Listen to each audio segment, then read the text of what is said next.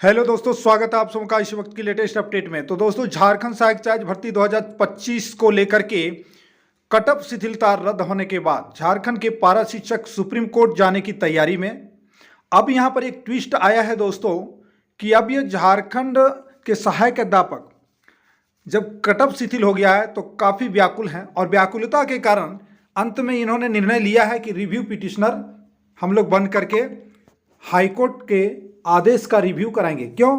क्योंकि जो एक बिंदु उसमें रिव्यू की बात है जिसमें कहा गया है कि ये जो है कटअप शिथिल किया गया एग्जाम होने के बाद।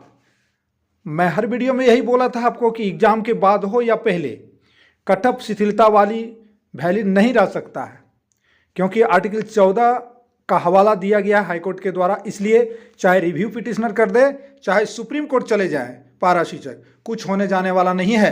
मैंने आपको इससे पूर्व में वीडियो में दिखाया था 3 प्रश्न का जो है पारा शिक्षकों से क्या किया गया, सर्वे किया गया। पारा शिक्षकों की जो स्थिति है आज उसका मुख्य कारण कौन है, ये पहला प्रश्न था। दूसरा प्रश्न था पारा वर्तमान टेट पास के दोनों संगठनों को भंग करते हुए एक संघ का निर्माण करना। और तीसरा मुख्य ये था जो आपके लिए जरूरी था, हमें पुनर्विचार आज का दायर करना चाहिए या नहीं। तो इसका जो रिजल्ट है 69.5 आने की लगभग 70% जो है नहीं में आंसर है।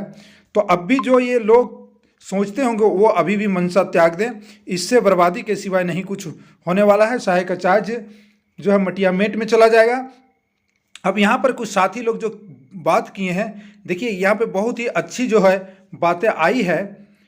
अंतिम आग्रह स अपील, किसी साथी ने कहा है कि अंतिम आग्रह स अपील रिव्यू पिटिशनर दायर न करें, अन्यथा की स्थिति में आपको होने वाले भयंकर नुकसान के जिम्मेदार आप स्वयं होंगे।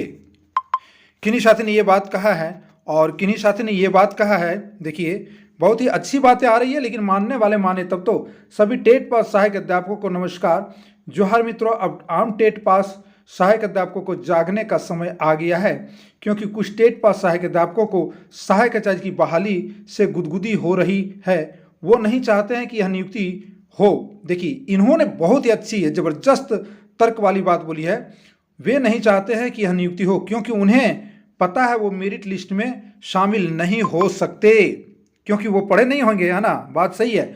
और निजी स्वार्थ के चलते इस बहाली को बार बार कोर्ट ले जाकर रद्द करवाना चाहते हैं, जब ये भी पता नहीं कि आर्टिकल 14 को चैलेंज नहीं किया जा सकता है, तो फिर वकील और कोर्ट का चक्कर क्यों लगा रहे हैं। बिल्कुल सही है। आर्टिकल 14 जो है इसके एवज में चाहे परीक्षा के बाद आर्टिकल ये कटअप शिथिल हुआ है, चाहे परीक्षा के पहले इसको लागू किया गया है, ठीक है, और ये कैबिनेट से लागू किया गया है, तो इसको नहीं माना जाएगा। हाईकोर्ट इसको नहीं मानती है। एक यहाँ पे कमेंट है, पासिक मार्ग शिथिलता के विरुद्ध केस में याचिकाकर्ता की जीत से निश्चित रूप से पारा शिक्षकों की हानि और गरिमा को ठेस पहुंचा है, लेकिन लंबी कानूनी लड़ाई लड़ने की उम्र या हौसला अब पारा शिक्षकों में नहीं रह गई है।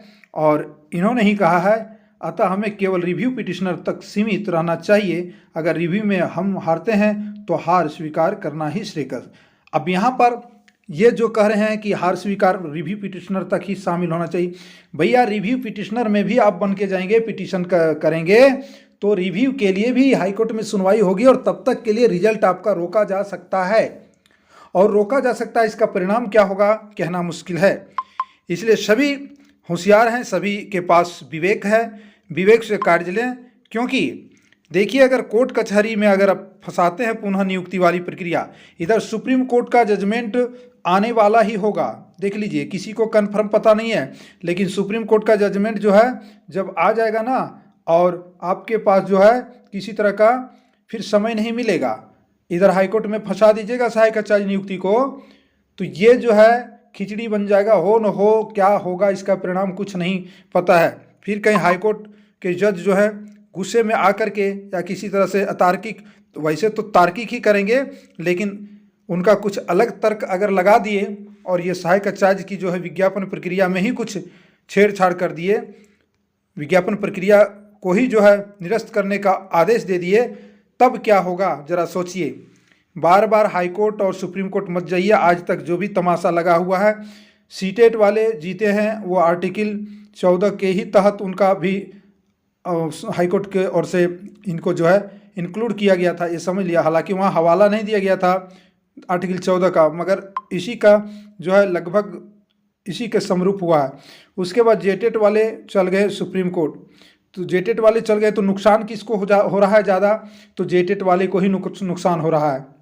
ये ध्यान रखिए, आज सुप्रीम कोर्ट से जजमेंट आया नहीं है और फिर से ये समस्या उत्पन्न हुई है, फिर से हाई कोर्ट करने की बात चल रही है, तो समस्याएं बढ़ जाएगी। अब विवेक पर डिपेंड करता है कि आपका क्या है। बाकी तो सभी जो है सहायक अध्यापक यहाँ पर आपको पुनः राज्य का दाखिल नहीं करने का लगभग जो है 70% नाम में है। तो ये विवेक पर काम करता है। यदि आपको लगता है कि रिव्यू पिटिशनर करना चाहिए तो आप फ्री हैं, स्वतंत्र भाई। इसमें सिर्फ हम ये कहना चाह रहे थे कि कहीं ना कहीं नियुक्ति प्रक्रिया बुरी तरह ना फंस जाए।